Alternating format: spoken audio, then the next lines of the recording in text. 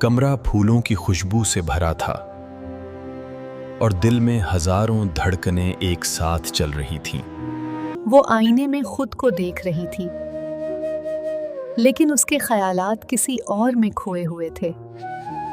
वो दरवाजे के बाहर खड़ा था, पुरउम्मीद और थोड़ा घबराया हुआ भी। और फिर पहली नजर में सब कुछ बदल गया, जैसे कि लम्हा थम गया हो। अगर इजाजत हो तो एक बात कहूं? जी।